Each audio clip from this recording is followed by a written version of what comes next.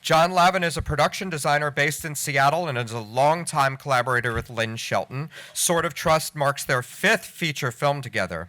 John has been the production designer on several features, including those directed by Oz Rodriguez and Megan Griffiths. He worked as an art director on 2 episodes of Shrill and is currently working as production designer on a comedy series for Adult Swim. He's art directed many music videos, including Shape of You by Ed Sheeran, which has more than 4 billion views and is among the most seen music videos in history.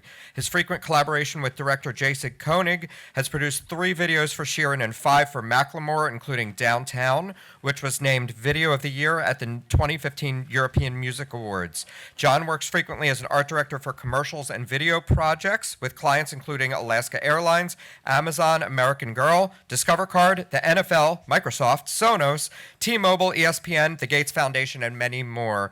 Please welcome John Lavin. John, thanks once again for being here. Thank you. I really enjoyed the film, but before I get started on what I have, can you explain to the people in the audience that might not know what a production designer does? Yeah, that's a good idea. In a film, the production designer is the one basically in charge of the look and the feel of the film. And our job is basically, if you took away the actor and what they're wearing, if the actor stepped off the screen, everything else you're seeing is sort of my responsibility. So we're the head of the art department, and so the sets and the props fall under our purview. So the production designer is the one in charge of the look and the feel, and sets and props and all of the art department. For something like The Pawn Shop, which is pretty much where the film starts and everything kind of generates from there, how much of it was mostly location scouting for the right place, or was everything from the Delta Pawn sign to everything done by you? Or Yeah, well, everything depends on the budget of the film, and this is a small budget film, and so I was involved with the location scouting too, and ultimately we were looking all around. We shot it in Birmingham, Alabama, and after looking to try to figure out, you start with the script or the treatment or you start with the story, and then you're trying to find places that fit it, and in collaboration with the director, who's Lynn Shelton, who's an old, longtime collaborator. We've worked together for years and years. We found the place, and Delta Pawn was this absolute godsend. It's actually the real name. We kept the sign because it was funny, and we loved the idea of this thing in the South called Delta Pawn. And the guy, it was crazy how well it worked out. And the whole plan had been for us to find an empty storefront and to build out the pawn shop. But I kept saying for the budget, we really had to try to find one that just filling it would have cost my budget just to get stuff in there. And so we ended up finding this place. And if you can recall the space, we actually made the place like a quarter or a fifth of the size of the real space. So the Delta Pawn, when you see the establishing shot of the building, and Delta Pawn is on the left side of that building, in fact, the whole place is Delta Pawn. And so we covered up some of the windows and painted them the same color as the building, so it looked like the building, like it was a smaller storefront within there. And then we built the walls. So we made a small little store in what was actually a really, really big kind of antique mall space. And then we just, the owner of the place was fantastic. We put his picture in when she's in the grandpa's house, and she says, there's my dad and my grandpa. He's the dad, and I'll let you ask questions, but I'd love to tell the story about the sword itself, which is please. So we're looking all over. We're in Birmingham, and we had to be really careful because just the content of the film is basically we were kind of walking a line where we didn't want to be making fun of people, and we saw a couple of locations that were. We went into this one location, and the guy in his basement. We were looking for the location of the boss guy, and we go into this actual guy's place in the basement, and there's a picture of Robert E. Lee, and we were kind of freaked out, a little horrified, and it also had this whole line of taxidermy. It felt like Get Out mixed with whatever, and it was crazy. And we basically all just sort of walked outside and said, we can't even tell this guy what this is about. Like we couldn't shoot here because we can't even tell him the content of the story. And he was asking us if we were funded by the Taliban, and it was nuts. Like one thing we learned in making this film is like you can't go far enough with the idea of people's relationship with the truth. It's crazy. Anyway, but we found this guy in the pawn shop, and he was this fantastic guy who was willing to let us use this place, and he was willing to accommodate us, and then we were saying what the story was about, and it's all about this Civil War sword, and we're talking to him, and he says, oh, I have my grandfather always had a sword, and we're like, that's what's in the story. And he said, yeah, but it's a Union sword because my family's from Ohio. And we're like, yeah, the one we're looking for is a Union sword. And I already, as the guy in charge of this stuff, we had already bought replica swords and had been aging them and stuff. And it fell into our lap. The guy basically said, my family has always had this. My grandfather had it hanging above his mantle, and it's got all the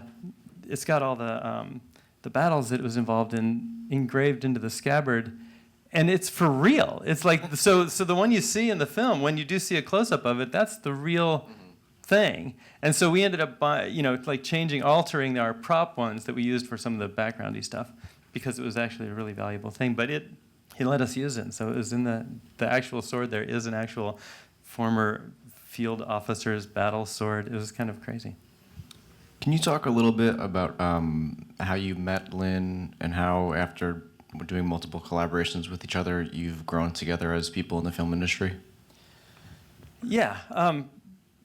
So I'm from Seattle, and Lynn and I knew each other many years ago. I won't name it for her sensitivities, probably, but very long time ago when we were very young, and have been friends just all throughout. And then we moved. She moved to New York, and then my wife and I moved to New York, and we all lived. I used to live on 19th Street, and she and her husband lived on 16th Street. And so for years we actually just lived a few blocks away from each other and have just been close friends. And I went to SVA for a master's in fine arts. I was as a painter, and she did the photography and related media and was mostly a photographer. And then she sort of evolved into film, and just from knowing each other, I did a lot of work with photography and making sets and props and stuff.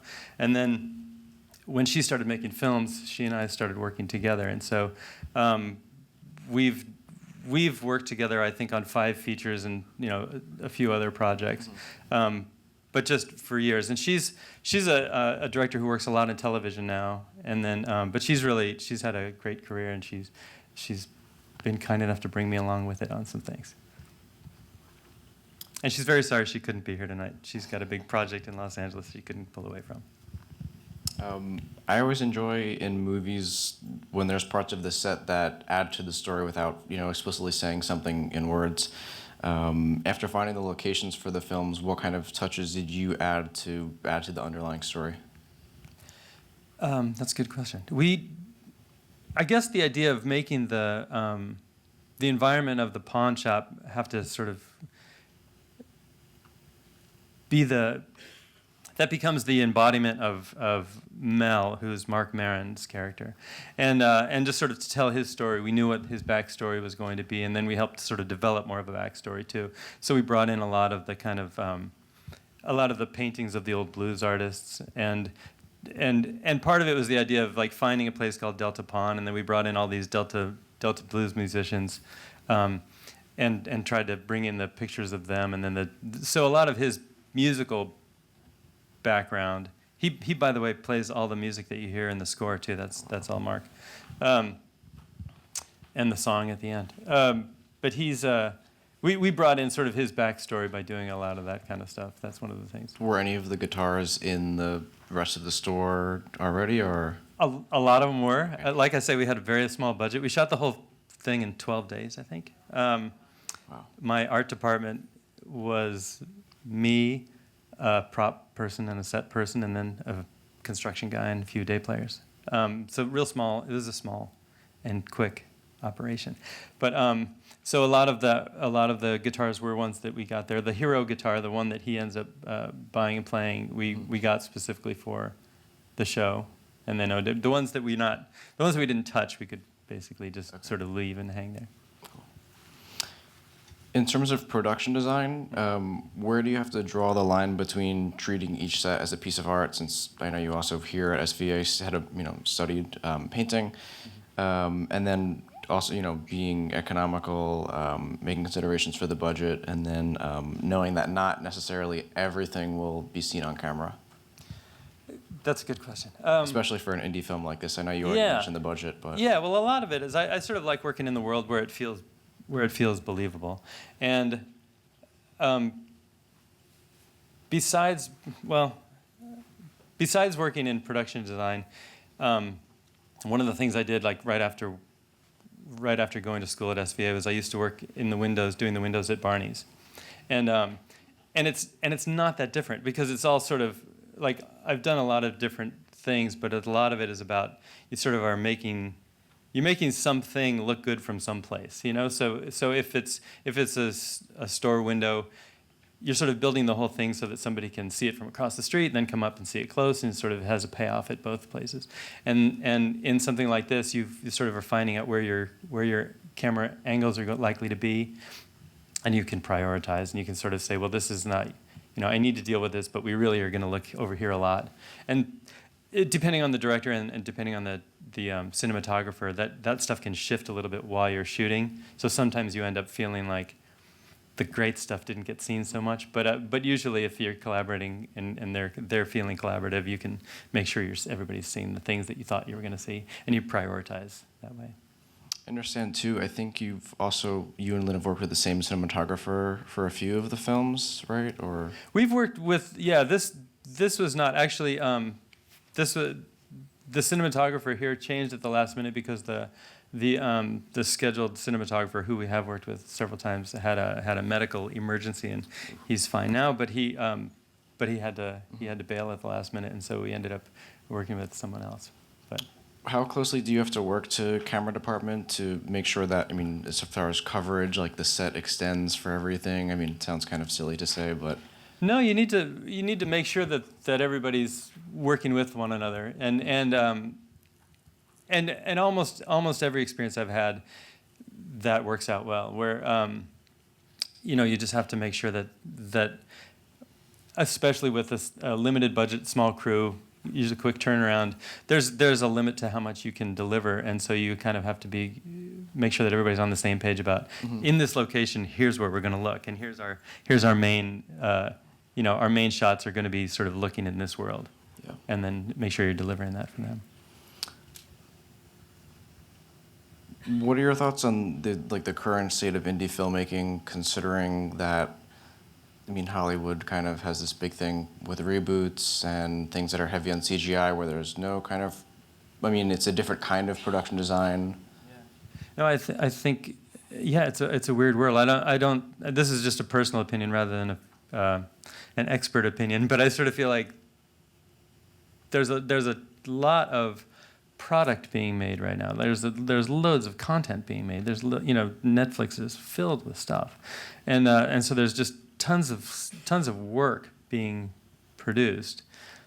But it does feel like the film world has sort of gone to where the budgets are gigantic budgets that are all for superhero movies and stuff, and the world of smaller stuff it has a hard time finding a home.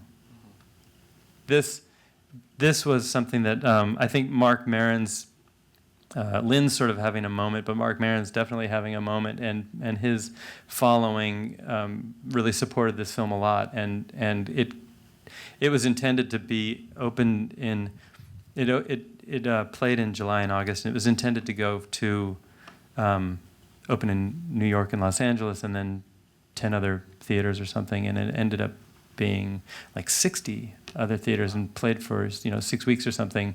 So it had a bigger footprint than it expected to, honestly, and so that was sort of delightful, but it was kind of a surprise. You never know with small films.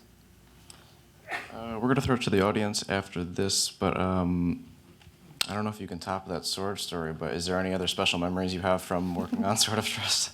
That was a good one. But let's see. Or any challenges that you had to overcome as well? I mean, the challenges were just it's really hot in Birmingham in the summer. We were there in the summer, and it was kind of funny just because very few of us came.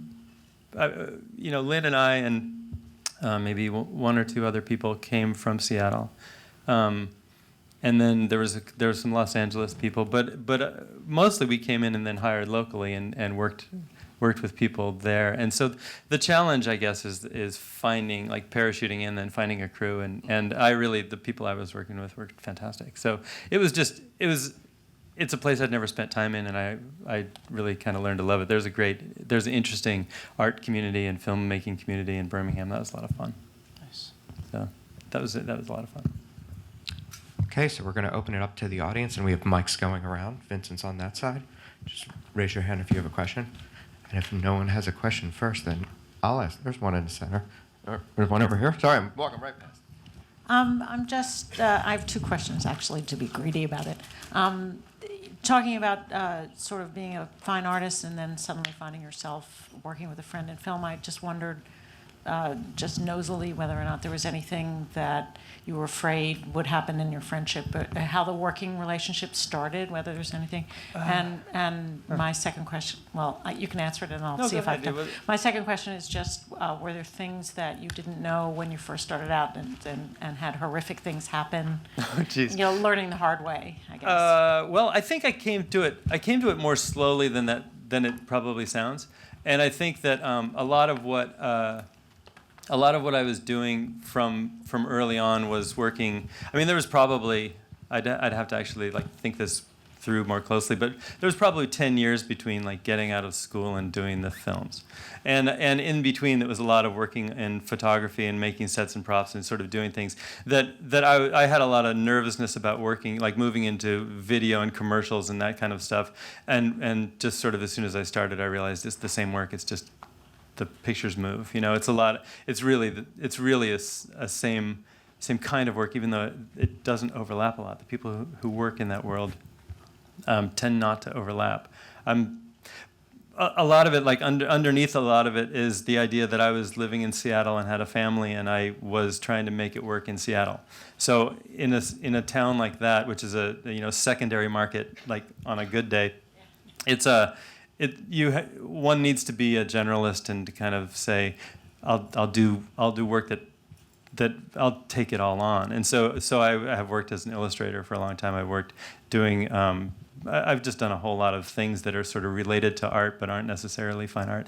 And the fine art thing was something that sort of, having two children, it changed my perspective on sort of the economic model of how that works.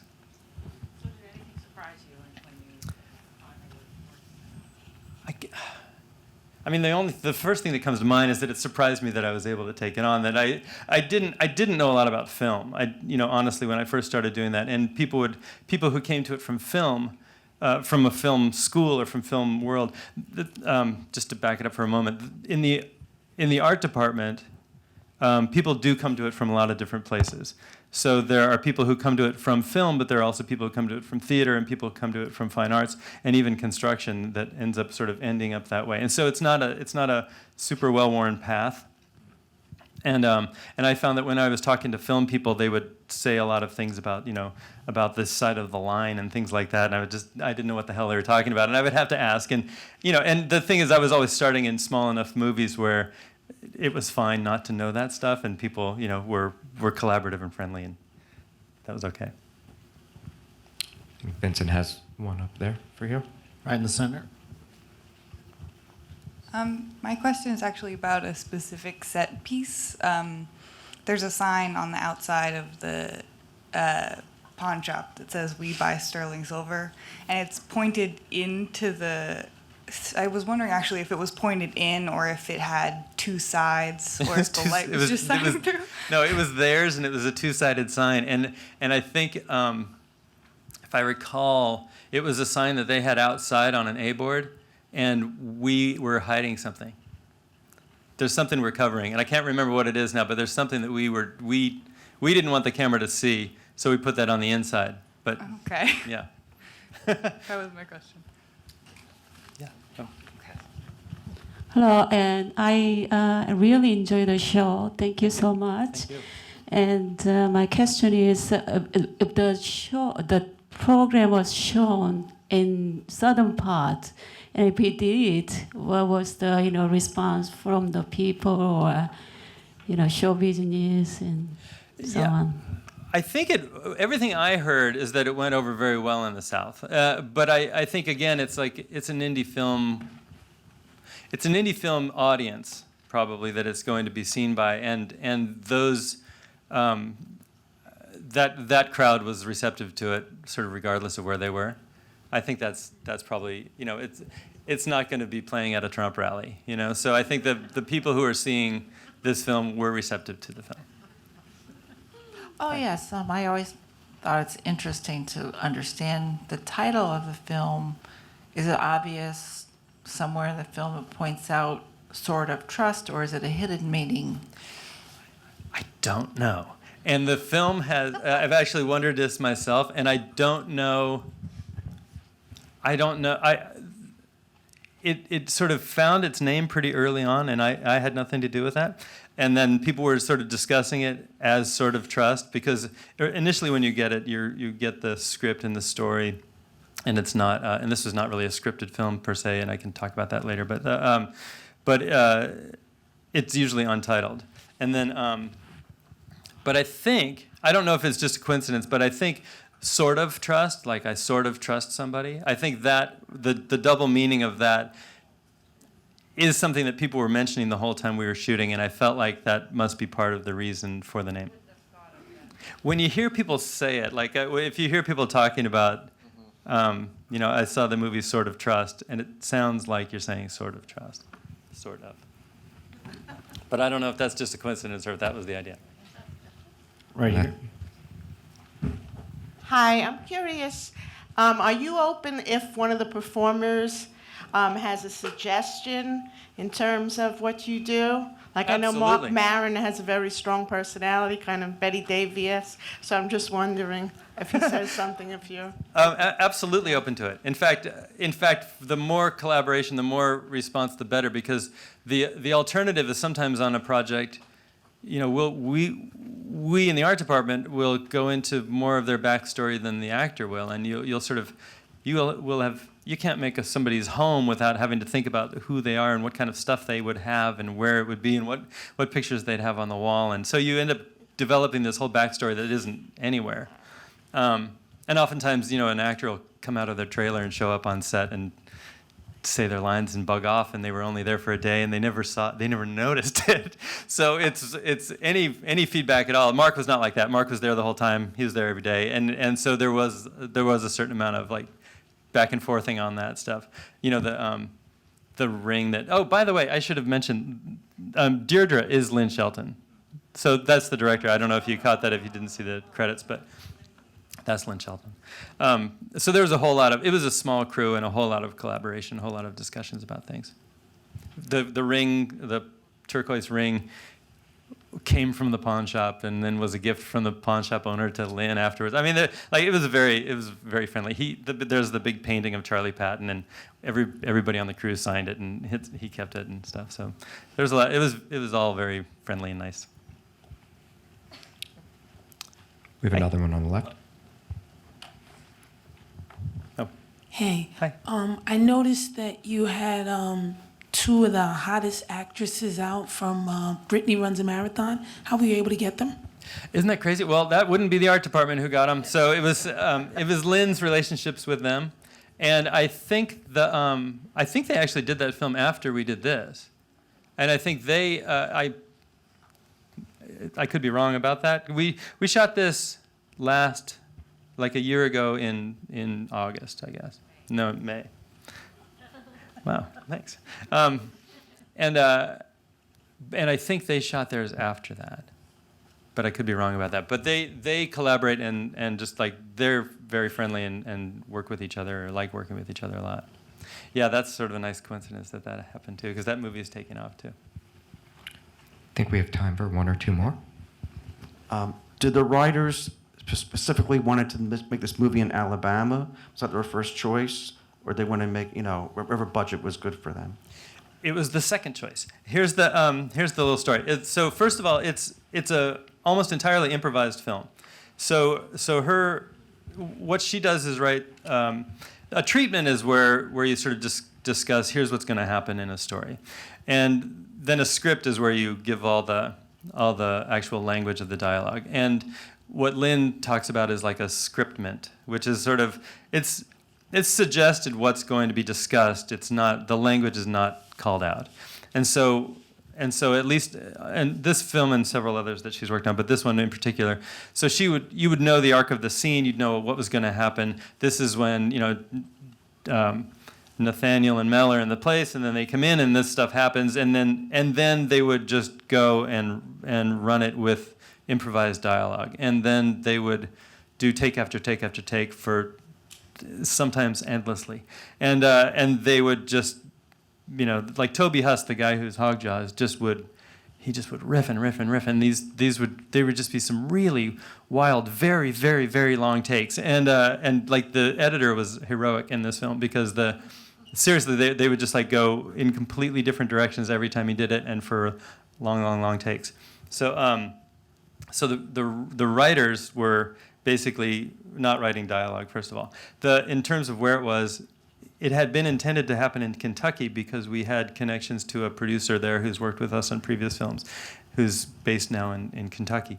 And then it just became a thing of economics where they couldn't get the money together in Kentucky, and Lynn had collaborated with a producer, Ted Speaker from Birmingham, who knew, he said, we could do it here, and I know all kinds of film people here, and we just said, well, could we just pivot and take it to Birmingham, even though it's a place that none of us had been, and it turned out great. So that worked out fine, and the Birmingham community was great. A question down here. Do any of y'all have an interest in making it a serial or a part 2 or turn it over to Netflix? Have you had anybody approach you with that idea, and would you entertain it? Again, I have to say, I'd entertain it all day long, but it's not going to be my decision. I haven't heard any discussion of that. I think in terms of the Netflix and sort of the further life of the thing, I think something like that could happen. But in terms of a series, I haven't heard any discussion about that. But yeah, I think it'd be fun. I'm going to throw it back to Josh for one more. Just last thing. What do you have going on next? Any future collaborations with Lynn in the talks? Or Lynn is kind enough to keep talking about the idea of doing future ones. Her TV career is really taking off, and she's just she's constantly busy in Los Angeles doing television stuff. I just worked on a TV thing in Seattle, but I mean, if it comes up, I would love to do it again. We have a good time working together. Her sets feel great. They're always great. So I hope so. Great. Well, let's give Josh and John a big round of applause. Thank you very much.